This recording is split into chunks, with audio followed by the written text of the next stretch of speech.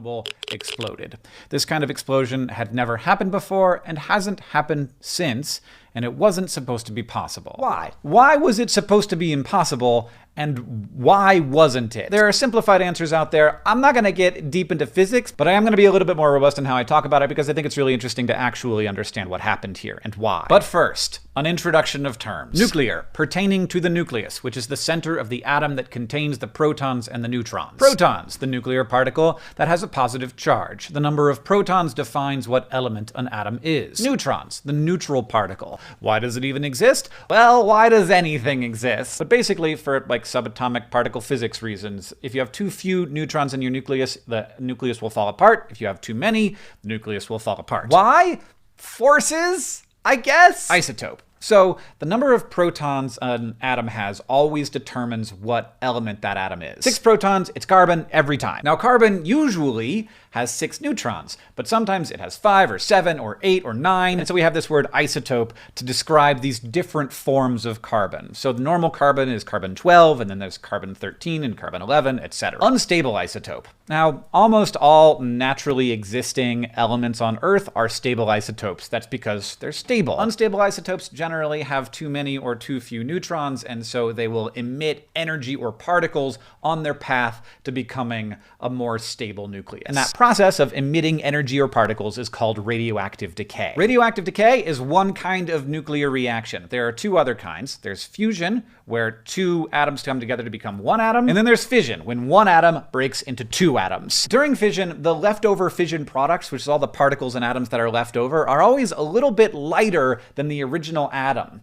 What happened to that mass? Well, it became energy, as described by a pretty famous equation. That energy is most of what we ultimately capture in a nuclear reactor and turn into electricity. The products of fission themselves are unstable isotopes, so they continue to decay inside the nuclear reactor. So heat in nuclear reactors is actually created in 2 ways. One, the vast majority of it is created through the fission of the atoms into smaller atoms. Secondarily, though, heat is produced by the radioactive decay of these unstable isotopes that are the product of the fission reaction. So even after the nuclear reaction stopped, this radioactive decay continues to produce heat. That heat has to go somewhere. It goes into the fuel, and if you can't keep cooling off the fuel, it will melt itself, and then it keeps getting hotter and hotter. It makes itself hotter as long as these isotopes are unstable and emitting radiation. They heat themselves up, and that can melt through just about anything, which is what we call a meltdown. Now, there is one single naturally occurring isotope on our planet that has a very special ability. Uranium-235, if you hit it with a neutron, not only will it split apart, but it will create more neutrons. And those neutrons, if they hit another uranium-235, that will split apart and it will cause this nuclear chain reaction. This is the reason why we have nuclear power on this planet. Now, U-235 is a rare isotope. It's about 0.7% of naturally occurring uranium. Uranium-238 is much more common and much more stable. So usually when we're making nuclear power or a nuclear bomb, we have to enrich the uranium. So there's much more U-235. In like a nuclear bomb, it's like 80% U-235. In that case, pretty much every neutron flying around in the thing is causing another fission reaction, which is causing more neutrons. So this instantaneously, all of the uranium fizzes. It becomes a bomb. Like, it's a bomb. That's the whole point of the bomb. This is, of course, not what we want in nuclear reactors. We want to be able to very carefully control the speed of the chain reaction. Usually, a super important part of this is enriching the uranium, not all the way up to 80%, but to some more enriched version than naturally occurring uranium. It's just that enriching uranium, it turns out, is extremely expensive. So the genius-ish thing about the RBMK reactor design, the thing that people liked about it, was that it was a cheap way to use unenriched uranium, or very slightly enriched uranium, to create a self-sustaining nuclear reaction. Now, to do this, because the fissionable atoms of U-235 are farther apart, and there's other stuff in there that can absorb neutrons, you have to do more with the neutrons you have. A primary goal of all nuclear reactors is controlling neutrons. And you can do this in 2 ways. You can absorb them, which slows the reaction down, or you can moderate them, which speeds the reaction up. That sounds a little counterintuitive. It is. I'll explain why. When a uranium atom splits apart, the neutrons that come out are going extremely fast. They're going too fast, actually, for quantum mechanics reasons that I don't understand, to actually hit another uranium atom and break it apart. Mostly it will just bounce off. And then it'll fly out of the reactor and it won't get used. So counterintuitively, you have to slow down the neutrons to speed up the rate of reactions. To do this, you use something called a moderator. They moderate the speed of neutrons. They do not moderate the speed of the reaction, they increase the speed of the reaction. Now, there are some reactors that are able to do this with heavy water, which is like isotopically enriched water that actually makes it really good at neutrons bouncing off of it and slowing down some. That's expensive, because heavy water is expensive, but the nice thing is, if the reactor starts to get hot, the heavy water starts to boil, and then there's less of it around to slow down the neutrons, so the reaction starts to slow down. It's a negative feedback loop, which is the kind that you want inside of a nuclear reactor. Now, the RBMK reactor used regular water as a coolant because that's cheaper, but regular water is actually a neutron absorber. That's going to become really important later. So instead of heavy water, RBMK reactors use big, heavy blocks of graphite to slow down the neutrons. That's the neutron moderator. So to sum up, you've got moderators, which help speed things up, and you've got absorbers, which help slow things down. These are your gas pedal and your brakes in your nuclear reactor. And you need these things because there's other stuff that affects the rate of the reaction that changes as the fuel is used. It changes depending how long the reaction has been going. And in all reactors, like in the fuel, you have the buildup of different byproducts of the fission. And some of those absorb neutrons, some of them slow neutrons down. There's a big one, xenon-135, which is part of the decay pathway after uranium breaks apart. So it doesn't show up immediately, it just like ramps up slowly and it starts absorbing neutrons, so you have to pull your control rods out some. There's ways to control all this stuff, but it's complicated, so you need ways to be able to put on the brakes or put on the accelerator. The xenon thing is what happened on the day of the accident. They had basically run the reactor all day in a sort of a perfect procedure for what you would do if you wanted to increase the amount of xenon-135 in your reactor.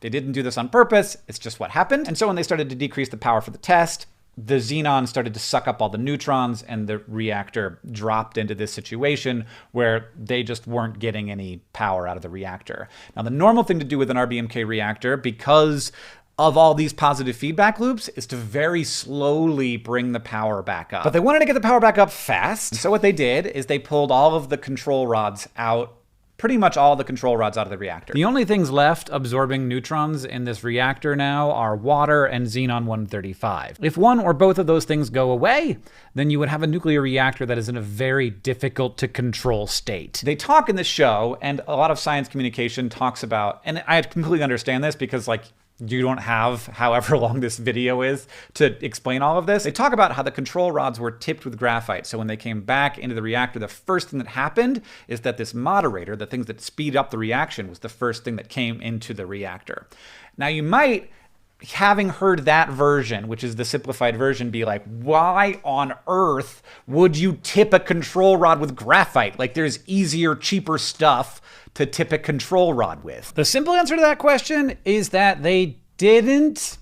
Let's explain. So when you're using normal water as your coolant, it also is absorbing neutrons. So if you take your control rod out, which is the thing that absorbs neutrons, and all that's left, like water, is just taking that space, you have a less good, but still a control rod made of water in that space absorbing neutrons. So in RBMK reactors, they have control rods that control in both directions. The top of the control rod is made to absorb neutrons, and then as that pulls out, it pulls in a graphite rod, and that is made to increase the reaction. This is the graphite tip. That's not actually a graphite tip. It's part of what makes the reactor work. So you have in every control rod a brake and an accelerator. And you can't do one without the other. So on the day of the accident, they hadn't just pulled out all of the brakes, they'd pulled in all of their accelerators. Pretty much all of them. This is not the biggest problem. The biggest problem is neutron flux, which is basically the movement of neutrons throughout different parts of the reactor. And you want to control the movement of neutrons throughout the reactor so that all of the fuel burns evenly, so you don't waste anything, and so there aren't areas of the reactor that are hotter than some other areas. To accomplish this, the graphite moderator rods are actually shorter both at the top and the bottom than the fuel rods. So in those spaces, there's some water, and that water is absorbing neutrons. And in the middle, you get a nice flat curve of neutron flux evenly distributed throughout the reactor. And this is fine. This is great, unless you take all of the control rods out at the same time and then put them all back in at the exact same time. And we'll see why. So on the day of the accident, they had pulled out all of the absorbers, pulled in all of the accelerators, and then you have your positive feedback loops kicking in. Specifically because the flow of water through the reactor had been slowed down, the water started to boil. Water is usually there absorbing neutrons, so it's boiling. And suddenly there isn't as much water there absorbing neutrons, which is increasing the rate of the reaction. And then finally, all of these neutrons that are suddenly flowing around eats up all of the xenon-135, so that control that had been there the whole time is suddenly gone. And then you have the final fatal decision, the thing that you're supposed to do in this situation. When the control rods started to come back into the reactor, the graphite rods displaced the water at the bottom of the reactor until suddenly there was nothing in the bottom row of the reactor that in any way throughout the entire reactor was controlling neutrons at all. So the reactor is already dangerously overpowered, and then localized in the bottom of this reactor, you have this spike of neutron flux that's beyond anything the reactor is designed for. That very rapidly increased the amount of energy being produced, and something somewhere broke. It could have been a lot of different things that in this situation broke. It might have been multiple things at once, but when it broke, it locked those graphite rods into this most dangerous of positions. And now it's time for a side note on explosions. An explosion generally seems like it has something to do with fire to us. Fire is often a component of explosions. It's why we can see them. So that's what the movie explosions look very fiery. But explosions actually happen usually when a solid or a liquid converts into a gas. And gases take up much more space than liquids. And as that rapid expansion happens, that is your explosion. That sounds wild, but it's the case. This is all about phase change. And the hotter your gas is, the more space it takes up. And so, the water in the reactor got so hot that it turned into this extremely pressurized vat of steam. So hot that in fact it dissociated into hydrogen and oxygen, which then becomes itself a fuel. The top popped off the reactor. The graphite in this environment became basically fuel, and so it caught on fire. In short, it exploded. Now, Fukushima also exploded. It exploded in a much different way. Instead of the reactor itself exploding, hydrogen escaped from the reactor, and that hydrogen gas exploded, and that damaged the reactor. Bad, but much different from what happened at Chernobyl. All of those isotopically unstable fission products